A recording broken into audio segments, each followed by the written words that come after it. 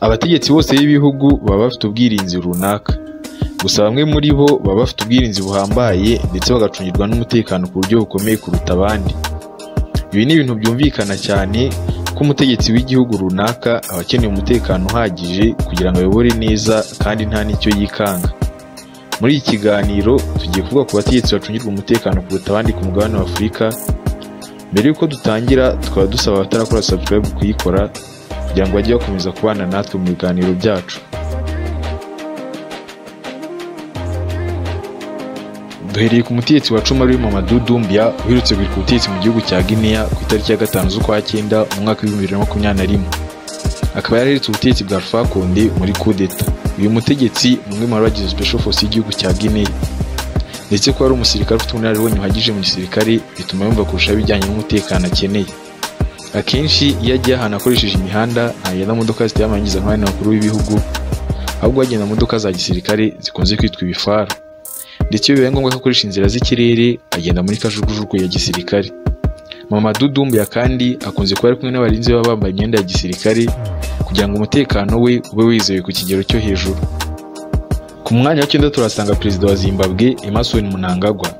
Bitewe n'ibyabaye muri iki gihugu cya Zimbabwe ubwo ahoze uyoboye iki gihugu ari Robert Mugabe yaterwaga coup d'etat, byatumye perezida uyoboye iki gihugu kuri ubu Emmerson Mnangagwa akaza umutekano we kugira ngo ibyabaye kuri Mugabe nawe bitazamubaho. Uyu muperezida ufite imyaka 80 agenda mu modoka ya limousine idatorwa n'amasasu ndetse ikaba irinzwe n'abarinda umukuru w'igihugu benshi, kandi hakiyongeraho na moto ziba zigendera ku muvuduko wo hejuru.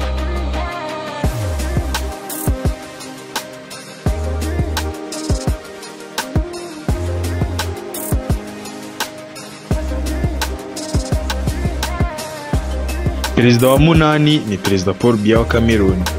Uyu muperezida wayoboye igihugu cya Cameroon mu binyacumi by'imyaka birenze 4, nawe n'umwe mu bacungirwa umutekano ku buryo buhambaye nyuma y'uko ari coup d'etat yari igamije kumukura ku butegetsi igapfuba mu mwaka wa 1984.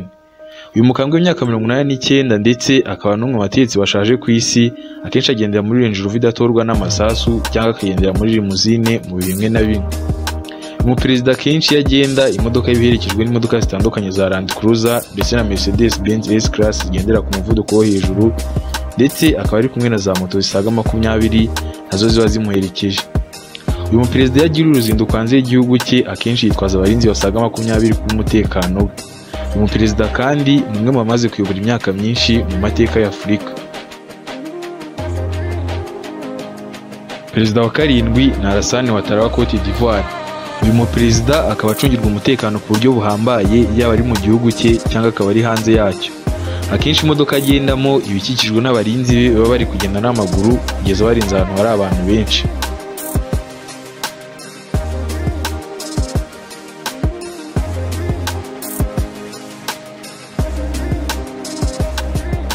Umutegetsi wa 6 urinzwe cyane kuruta abandi muri Afurika ni umwami wa Maroc ariwe Muhammad wa 6. Uyu mwami akenshi agenda mu modoka ya Mercedes S500 cyangwa akagenda muri Range Rover mu gihe yagiye hanze y'umujyi. Cortege y'uyu mwami akenshi irimo ambulance ndetse akenshi abaherekejwe na moto zigera kuri 20. Uyu mwami wa Maroc kandi bivugwa ko ari we mutegetsi ukize cyane kurenza abandi muri Afurika.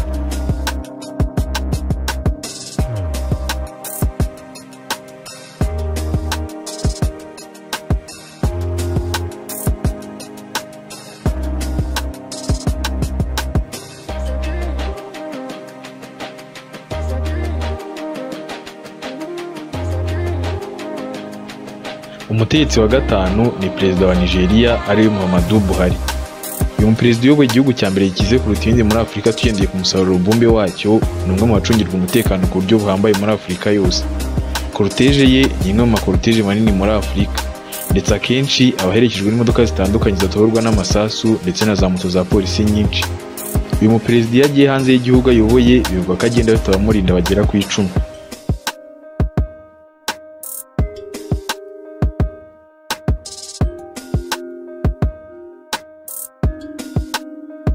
Perezida wa 4 kuri uru rutonde ni Perezida w'u Rwanda Paul Kagame. Perezida w'u Rwanda ni umwe mu baperezida bafite imodoka zihenze muri Afurika, ikaba ari Range Rover idatorwa n'amasasu. Akenshi cortege ye ibirimo imodoka za Land Cruiser zigendera ku muvuduko wo hejuru, ndetse mu gihe yagiye mu baturage abakikijwe n'abarinzi be bashinzwe kumurindira umutekano.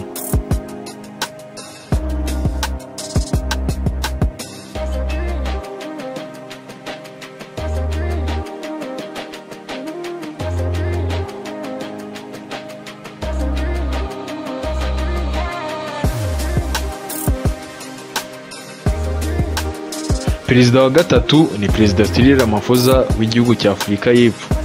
Akenshi uyu muperezida afite cortege irimo imodoka zitandukanye zatoborwa n'amasasu, ndetse akaba ari kumwe n'abashinzwe kumurindira umutekano benshi mu gihe ari mu mirimo ye y'ubutegetsi.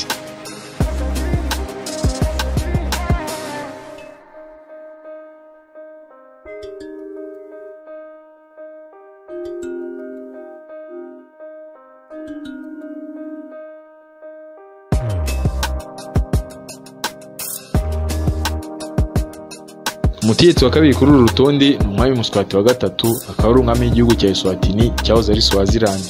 Uyu mwami yatangiye kuyobora iki gihugu guturuka mu mwaka w'1986, ndetse akenshi akunze kugaragara yambaye imyambaro ya Kinyafurika, akavuga ko abikora mu rwego rwo kubaha umuco n'indangagaciro za Kinyafurika. Uyu mwami akunze kugenda afite cortege irimo imodoka zitandukanye zidatoborwa n'amasasu, ndetse akaba ari kumwe n'abarinzi bafite intwaro zitandukanye. Perezida wa mbere w'uru rutonde ni perezida w'igihugu cya Misiri, ariwe Abdel Fattah el-Sisi. Uyu muperezida watangiye kuyobora iki gihugu cya Misiri guhera mu mwaka wa 2014, ni umwe mu baperezida bacungirwa umutekano kuruta abandi muri Afurika.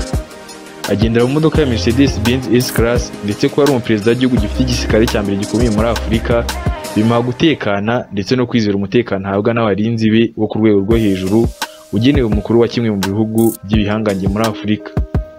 Mwakoze kudukurikira, tukaba dusaba atarakora subscribe kuyikora kugira ngo bajye bakomeza kubona ibiganiro byacu.